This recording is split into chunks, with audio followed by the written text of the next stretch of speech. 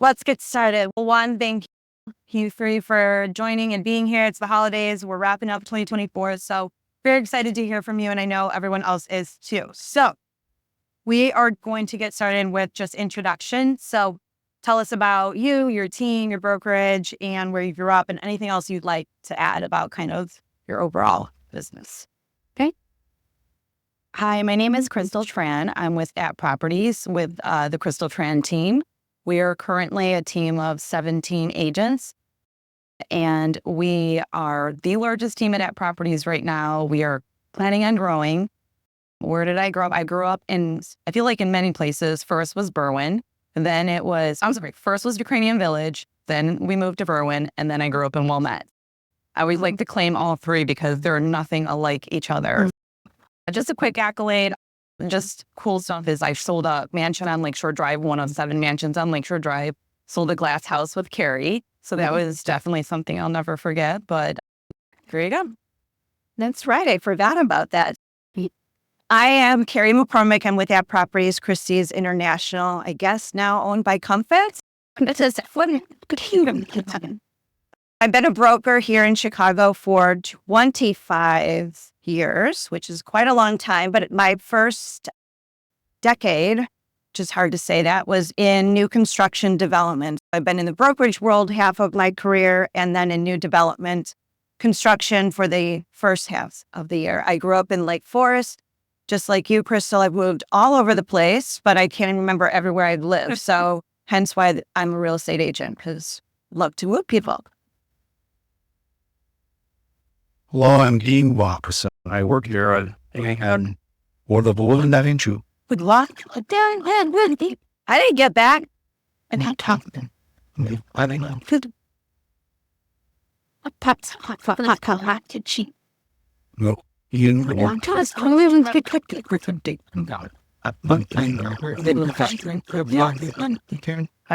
work during the Horditon.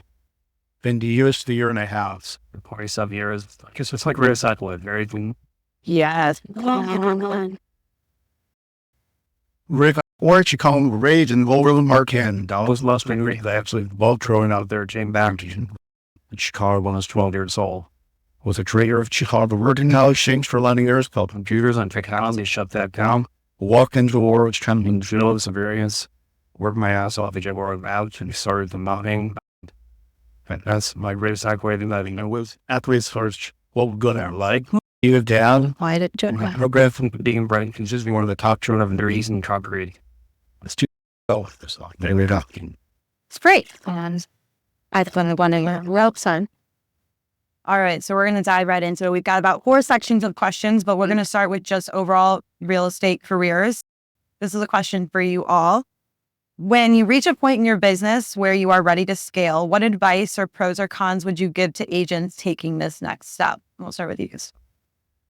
I would say seek other people out for advice, people that you trust, 2 to 3 people, especially if you're scaling, you're spending a lot of money and you're changing your business plan for next year or months to come. Just be sure that you're doing the right thing, you're going to be spending a lot of money, and that you're heading in the right direction. So I think that's the most important thing, is just getting the feedback from other people that have been through it before. So it's great that you and I are here together because I think we operate our businesses differently. You said that you have a team of 17, which I did not know that. My business is run just very differently than that, in the sense of I just don't have a big team. What I have is what I think is the most incredible support team. I don't like the word staff, that supports me so that I'm 100% Carrie. And I've done that on purpose. And when I went to go scale the business, I was a solo agent. I was doing all the paperwork. I was doing all the scheduling. I was doing everything. But I had to make a hire because I realized as the business was coming in, I need help. And I think that was, to me, the scariest part was the first assistant, right? Of, oh my gosh, I have to delegate. I have to hire someone. I'm responsible for someone else's life.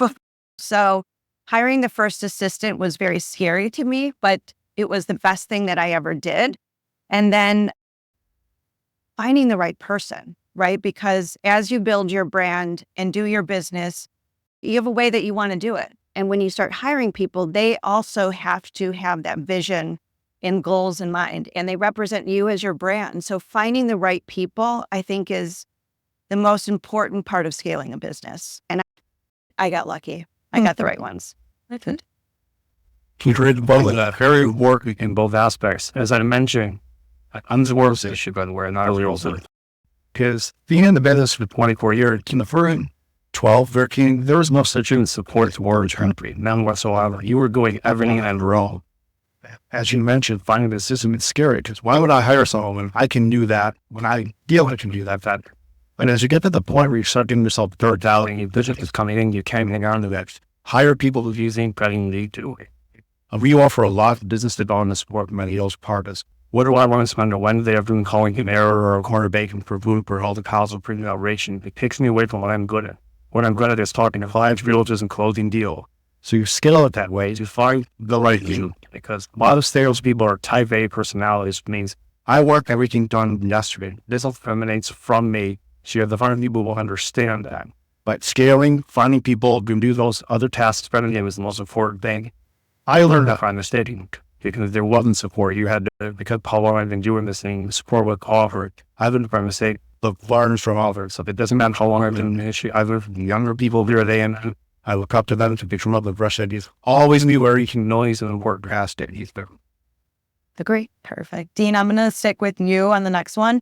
In an industry that is economically motivated, how do you continue to grow despite what the market does? March of 2022 is when everything hit the fan. When I did just rates went up, but I thought they just straight through the issue was inflation. But things were incredibly slow. We talked around the same 20 from 22 and 23, some of the worst years that we've had. So I looked at that and look, everything has to be an opportunity. So I may not be growing my business, but I'm going to grow my market share. I'm going to go after that business. So that's when I got to the is reaching out to new opportunities, offer support. Keep your mindset like that. I'm going to grow my market share in this downtime. So when it gets busy again, my business is well fed. Perfect. We'll go over to Carrie. Yep. Thank you. What steps did you take in order to brand yourself as a luxury broker? And is there anything you would do differently if you had the chance? So what I would have done different, this is on fans. Oh. What I would have done differently, to start with that, is I would have started social media earlier. I think that definitely has propelled my business into the luxury market. But I look back to my first Instagram post, and I don't encourage anyone to do that because definitely I look like a deer in headlights. It was like the worst, and I just didn't understand it. It was like the worst picture I've ever taken. And now that picture is out there for everyone to see. But I would have dove a little more deeper into social media earlier. But I'm glad that I'm on it now. As a luxury broker, though, to brand yourself, I never set the intention to do that. It came organically, and it was through client experience. And once a client has a great experience, they refer you to somebody else. And the referral process just started, but it was branding in the right places. So I started networking with people in the financial industry, wealth advisors. I'm really into art. So I started networking with art dealers and art collectors. And you just surround yourself in this sphere of people that own luxury properties. Cars is another one. So you figure out where these buyers and sellers are, and you have to be there. And your marketing and your presence and everything that you do needs to speak to them. All right. And Crystal, how have you built your business outside of your sphere? Oh, sorry. I can take it either or. This is a good one because when I was in your realtor, probably for the first 2 years, they go network, go talk to your friends, meet them up for coffee. So then at the end of the year, I'd be like 10 grand in a girl dinner. And you can find the whole listing, not one single liar, because all the other friends were realtors. So I was like, crap, I got to figure out another way because like, I'm just going to go broke going to all these dinners. And so I just started marketing myself online, social media. Just when I entered into the real estate market, it was 2012. Social media had just become a thing. Instagram had just come out and all the realtors were looking at it like, what is this playful, childish thing that everyone's on? And I was just, okay, well, I'm just going to use it and post things. and make marketing advertisements for myself. And it just started taking off. But how I really started to build a sphere around myself was through marketing and branding. I just started to attract people online through my social media profiles. I had agents coming up to me, buyers, sellers, just, oh, we see what you're doing. It really resonates with us. Really, it was just putting my name and myself out there and putting myself in situations where I can get in front of buyers, like at open houses. I know a lot of us don't like to do open houses, but you can get in front of a more motivated buyer in person, face to face, than you can at an open house. We used to do that a lot. Yeah, I just focused on the brand and just, it became a point where people started coming up to me to talk about what I was doing. And that's really how that shift happened for me. And then really, I would say most of the clients that I serve are complete strangers. We work with majority, 80% of the clients we close with are complete strangers that find us online. That's just what we've done. I think that's great. And I think that's a good lesson for everyone because social media has given people a platform to share about themselves. And when you can repeatedly do that, you're going to just build a brand for yourself and people are going to recognize you and remember things that you post. And I think you all do a fantastic job at that. And that's why we know you. Dean's LinkedIn videos are classic. Any one of you have anything else to add on any of those questions? All right, we'll move on to questions about lead generation and getting listings. Both questions are going to be for all of you. I'll start with you, Crystal. How do you acquire listings and what are some of the best practices for agents going on listing appointments? I think when you're picking up listings, always invest into the photos, the videos, go above and beyond, do drone photos, because you're going to take that and that's going to become your portfolio for the next property and the next seller that you present in front of. So it's just really important to do that. And once you have that, you have a process, right? And how I used to get listings out at the beginning was I used to do mailers. And I think I was out in the Winnetka office and all the agents in there were like, mailers? That's so old. No one's doing that. But I got a listing off of an announcement I'd sent out that I had just joined Painting and Stray. And I was like, oh, I'm just going to send it out to this block. And I got 2 listings out of it because someone that got that announcement letter related to me and said, hey, I just going to call and have a conversation. So you just always have to put yourself out there, whether it's, and I think it's really important online too. We forget that aspect because we think sellers, listings, we have to mail something to their house. We have to get in front of them. They have to be referred. But sellers are also online looking and researching agents all the time. We do this every day and when we go to dinner, right? And it's no different when someone's looking for a realtor. Like when you're going to find a restaurant, what do? You go to Google, you look at the review, you look at the photos, and it's just no different in the world that we're in. I just think, honestly, a lot of the listings we've gotten, it's been really organic. We don't do paid postcards anymore. It's to the point now where we just have people reaching out and asking to meet with us. It's just built on itself. Yeah. A lot of what you just said, this to you. We do the same, a lot of mailers, a lot of online, but a lot of referrals too. I think that's one thing is your CRM, your database is such a golden place to reach back out, make phone calls to people, and then just leveraging all of those referrals. But once you go on a listing appointment, I think that was the next part of this question. I think once you're there, you have to know the data because that's what they want to hear, right? You're sitting in front of them as an expert in the industry. You have to know, one, you need to know your audience, right? Because you need to know what's important to the seller or the buyer, whether they're analytical, whether they're emotional about the house or whatever it is. So having good communication and people skills is so important.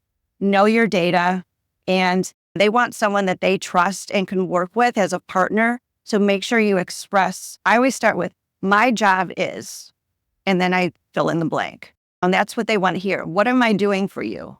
It's not about, I always say it's not about my accolades and I've done this and I've done this. It's what am I going to do for my clients? And I express that to them. I'm very clear what my intentions are and what I'm going to do for them. And that helps build the relationship. The must has. Dean, I'll let you jump in. That's fun. Well, do you want to talk just a little bit about maybe how we help our agents on the list side? This is As far as this goes The bad tools, we were from a scaling business. shit, how we know our Learned in the day is always reaching and marketing material. But this was around 10 years ago. So I realized that this comes off the war. 20 years ago, I'd show up with regions and drawing that there was the office in the city. Then to be work. Then it was, let's throw money at it. You just show back. We raise the asset. I bring to nations to up. And I kind of like ego talking. I'm believing what I do. I can't believe I was literally using it for a while. Now we lean that truth on Adam, what does it need to call it? An ADD that I have and I can't.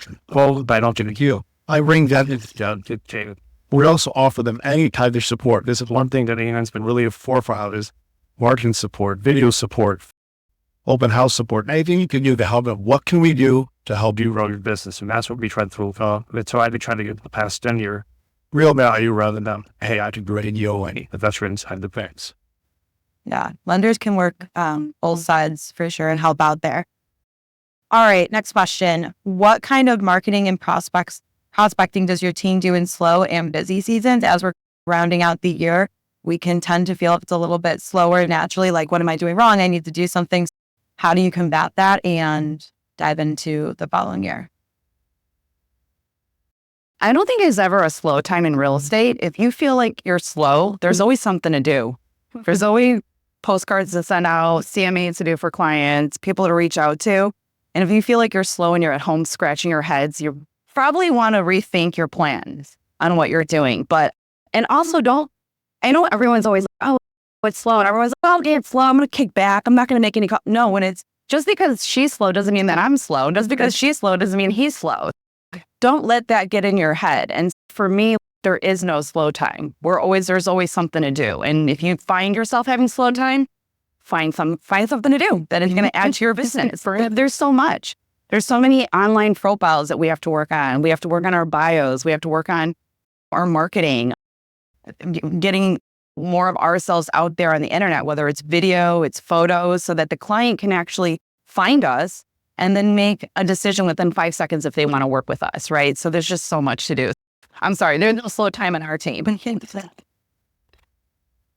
I agree with that, but I do think when there sometimes is a little bit of a lull. And like you said, you got to pivot and do other things. But for me, that's where I double down on marketing, because even around holidays, or COVID was a good example. I know that we were super busy, but I remember when that first happened, that first week, and everyone was freaking out. And there were some real estate agents that were like, okay, I'm quitting, I'm retiring, I'm moving. We all thought that the world was going to end. And I just remember sitting at the dining room table thinking, I'm doubling my marketing budget. I am going to, because I was nervous too. I was nervous about what I was going to do, but I just knew that the more effort that I put in, the more results were. So I always have this fear of downtime, and I don't want any downtime. My downtime is doubling up everything. Mm-hmm. Dan, you want to know? John, As far as that, you mentioned downtime, that's what I did anxious and anxiety off doing something wrong. So what Big said is keep yourself fit. if December slow, the holiday slow, Cut 48 hours out of your time to plan. but January, February, March, and April, every month, what you're going to do. You have a postcard campaign. Make sure it's already scheduled here. Get that anxiety and inquiry and put it on paper and get a plan in place. Keep it going. That, And I said, I've been doing this 24 years, and I started from nothing. When I left the trading floors completely, grow comes. Everything I had, my factory gets low. so I had to work. Me, I had a plan, and it stuck to it. And it stuck to a relation to me. So if you have that worry about being slow, that anxiety, either plan it out to work and stick to it and work hard. It's just Love all of that. We run, but there's no slow seasons, everyone. We're going to stay busy year round. Anything else that do you want to add on that section? Good. All right. We're going to talk about business planning for 2025. So this question is for all of you. What do you do for yourself personally to stay motivated and consistent in your business? I just talk to my teammates, see what's going on with them, see who's having a hard time with accomplishing their goals. And truly, they're the people that keep me motivated. It really is. I was talking to most of them a few times a day, if not every day. But yeah, they're the ones that keep me going. Otherwise, if they're not around, then I'm probably cooking and doing some other stuff. But yeah, they're the ones that keep me going. I don't think I have ever had a problem with motivation. I am like I don't know. It's in my DNA. I was born that way. My mom told me from a young girl, I was like the girl that worked 3 jobs. I started working at 12. I was always an entrepreneur at heart. And I just think that every day I wake up, I absolutely love what I do. I love the people I work with. And it just, every day I wake up, I'm so motivated and just in my DNA. So I had one. But then, I had a situation check it out.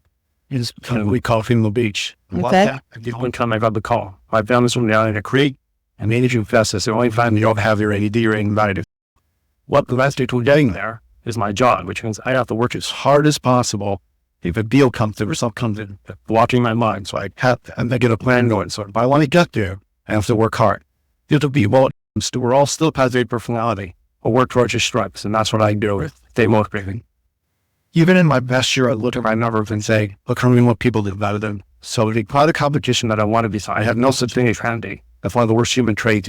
People who even do less than me, I want to lurk. I want to learn. What are they doing to telling me different than me to succeed? What are they going to do? What any new idea? Always open to it. For Crystal Strategy talks to her dean.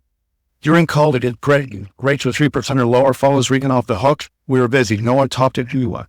And I realized that your brain is a muscle that is exercising too. So if we start doing your writing and setting on meetings with a roundtable discussion of getting ideas and stimulate you, then upon people learn, always need to learn new ideas on what you could do as far as getting yourself out there. You're not an idol, especially in this business. Learn, talk to your people, talk to other people, and create a platform. Yeah, I will say too that Nina and Dean have created such a great community at A&N as far as when we're not lacking motivation, but when we need new ideas, we collaborate, and these roundtables have been so good in not only just getting together and getting motivated, but also thinking outside the box. And same with our agents. We're all salespeople and we thrive off of competition and just getting better, and we're never satisfied, which is why we do what we do. Nina and Dean have made that just such a pleasurable experience for us to grow. All right. Anything else? Dean, we're going to go back to you. How can lenders make a difference in growing an agent's business? And that goes down to that what I agree Of that, a lot of the community. agents were on the mortgage industry, probably on the low man of the lower quality food chain. Right? It's Value, offer value. the first thing and foremost is offer yourself around. You know your stuff. You know that the deal's in the flow. That's a given. You go off away and they can bring that. What we've been doing, what I've been doing for 10 years is marketing support. I have a full-on vision that only team that just works for me. And I realized in talking to agents, and some agents, they're not huge producers, they have a staff, but then they need that help. And I remember I've been through this stuff. I wish I had more time too. To do what? To follow up with those leads that came in open house, to follow up the little thing. Because when a unit comes in, that's more working on those little thing. When it's that little thing that builds your business. My good at developing, we jumped in. What do we help her? Build an open house. We'll create a CRM for you, and we'll work with those people coming in the open house for you. We create any type of work we can help you with your business. So you can book some way to do it. So my team comes out of virtual assistant. That's one of the aspects we try to help agents with. So. We have a comment. Perfect. I do, just to add on to what he said, I do think having a sphere of partners is so important, and having an incredible lender, because we work hard to get our buyers and sellers and our business. And then we do hand them off to the attorneys, the lenders, right? And if our referral partners fail, the deal fails, right? And it's a reflection of who we are as brokers. Because again, if I'm going to give my best client to Dean and then Dean fails, it reflects on me. But if Developer. we don't want him to do that, you know. And if I pass a client on to Dean and he does a phenomenal job, guess what? I get the thank you, and it reflects on me. So having the partnership, even though from a marketing standpoint and support standpoint, it's great, but having that trusted relationship and that go-to person that you can call for anything that you need and you can get those answers, it's so important to surround you with the right people. I love that. Carrie, we're going to stick with you. And we were talking beforehand about how your DMs, your TikTok, everything's flooded with inquiries and stuff, right? So going into 2025, what do you and your team do to prepare for the new year, specifically with client retainment, but also new business? So December's a good time to plan, like you mentioned, is start planning for the next months to come. And it's all about client service and experience, right? There's a ton of real estate agents here in Chicago, but it's how you treat the experience to each of the clients. So we're actually talking about that now is response time. And everyone wants something so quickly. They want responses now, and how to manage all of that, because it comes at you in all different forms. It's a challenge and we're working on it. Love it. All right, Crystal. Are there any software tools or digital marketing platforms you currently use or plan on using in 2025 to grow your business? This can include AI, lead gen. I mean, we already are using a lot of these. I'll just talk through the ones that we're using. Anything that could save time, right? Time is the most valuable resource that we have. And so anything that could give you back more time in your day is always helpful. Our CRM that we use is FollowUpBoss. It is amazing. It's worth every single penny. Highly recommended if you're solo or a growing team. It's just more than a CRM, because I used to put on CRMs all the time. I used to say, don't give me another way to manage my contacts. I don't need another way to know how to look up a phone number, but it's beyond a CRM. It really does do a lot. So look into that. It's a free trial. Like, I downloaded the free trial and then I couldn't undo it because all my business was already running in there the next day. So it was pretty awesome. And then another tool that I'd like to recommend is Agent Duty. It's an app that I developed for my team and am offering it to other brokers in the community. It's an app that helps you maximize your efficiency with work and helps give you back more time and helps you make more income by connecting you with other agents in your firm who are available to help you with showings, inspections, lockbox pickups, things like that. Salvador's in the back here. If you guys have any questions, it's in the App Store and the Play Store, and it's free to download. And if you guys have any questions, reach out to me or Sal. And we also have free snacks in the back, so please go grab some, because we know you guys are always on the road driving. And so we just wanted to give you guys some snacks to have in your bag for later. So yeah, those are the two I would recommend. I love it. Yeah. Software in general, Nina and Dina are always looking for ways to make things more efficient and streamlined, which is great. And Nina preaches every single day that your database is your Bible. And I 100% agree. If you don't know your database, you will not succeed. All great answers. Anything else to add? All right. We're going to talk about the market, which there are a lot of questions from people in the audience on this. So this question is going to be for all of you. Share what you predict what will happen when it comes to inventory, timing of sellers and buyers entering the market, and anything else relevant to the traffic of homeowners in 2025. Kind of a loaded question. Dean, you want to start? The big issue if you saw the market slow down and thought, my goodness, interest rates have gone up. So what's an interest rate thing since around percent we hit 7? And I remember 2000, the first deal I did, summer 2000 was a 30-year fixed. The rate was 8.75, and there was care because the market was moving. So it wasn't the interest rates from the issue, it was inflation. That's the thing that slowed everything down. Everything else is so expensive. All the power that be was it rather than the Federal Reserve and the administration. No, that has to come down. So inflation starts coming down, then I didn't see an uptick in the market. Aside from all this, I'm a big fan of real estate. If you look at the historic aspect of during a recession, during slow times, even during 2008, 2008, when we had the crash, you hung on to your real estate, you did really well. But the more of the education thing also, I'm optimistic about the real estate market. I think it's a great investment. And if we can get inflation check, I think it's going to be a very good shares. Perfect. All right, Carrie. I think 2025 is going to be a super busy, amazing year. Yeah, that's what I think. And we're boots on the ground, right? So I see the calls, I see the inquiries. I think people's attitude has changed. I think we've all resigned to the fact where the interest rates are, right? The election's behind us. I think Chicago is such a resilient and affordable city. And I think we're going to crush it in 2025. I think it's going to be good. Thank you for verifying that. Yes. It makes you feel better. No, but I agree in the same too. I think it's going to be really hot, and rental prices are through the roof. These people that are renting probably don't want to rent anymore, and they don't want to live in a 3-bedroom and 1,500 square feet. And then we have a lot of buyers this year that are repeat buyers. So someone that you've sold to already is ready to buy again. So don't think that just because you sold them a condo 3 years ago, that they're good. No, they're probably ready to go. Pay attention to the 5Ds in your pipeline. Those are the people that are moving and shaking: the diapers, diamonds, deaths, divorces, and diplomas. Yeah. Those are the people that are really moving and shaking. So yeah, I think it's going to be a hot year.